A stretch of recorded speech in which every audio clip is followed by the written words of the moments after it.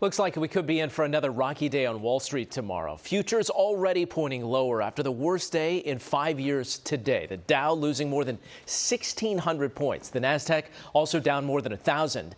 And the S&P had its worst trading day again since 2020. The market rattled by President Trump's new tariffs he announced yesterday. The president today saying these tariffs will help lower the trade deficit and boost American manufacturing. The markets are going to boom, the stock is going to boom, the country is going to boom, and the rest of the world wants to see, is there any way they can make a deal? They've taken advantage of us for many, many years. For many years, we've been at the wrong side of the ball, and I'll tell you what, I think it's going to be unbelievable. But for now, so many people are left wondering, how long is that going to take? We know we are already paying for more of some things, and restaurants are now being forced to change what they serve in some spots. Here's Eyewitness News reporter CeFaan Kim.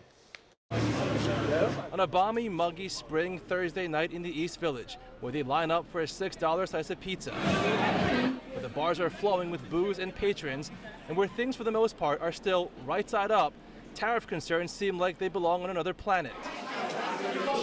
And inside the Saigon Social Restaurant on Stanton Street, rice rolls and grilled short ribs with lemongrass fly out of the kitchen to a packed dining room full of carefree diners. As I see prices increasing, it will make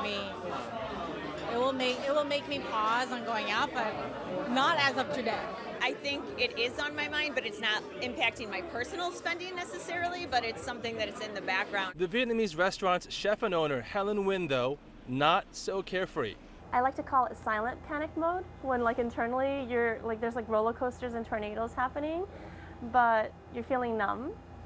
It's almost like, oh, okay, pandemic all over again in a sense. Yeah. Chef Nguyen is stockpiling about a month's worth of ingredients. 90% of the restaurant's spices are sourced from Vietnam. Southeast Asian nations were some of the hardest hit by the Trump tariffs. Vietnam was slapped with 46% tariffs. The U.S. is Vietnam's largest export market, accounting for almost 30% of its GDP. Meanwhile, analysts predict the price of rice will increase by 10%. Let's just say we were to convert and make all of our noodles in-house. Vermicelli, bún bò noodles, the pho noodles. The main ingredient is rice. So even if you were to mill it to make it in-house, you're still going to need to source the rice.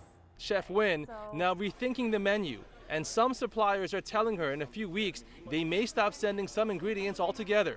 She is bracing. She just doesn't know exactly yet what she is bracing for. In the East Village, CeFaan Kim, Channel 7, Eyewitness News.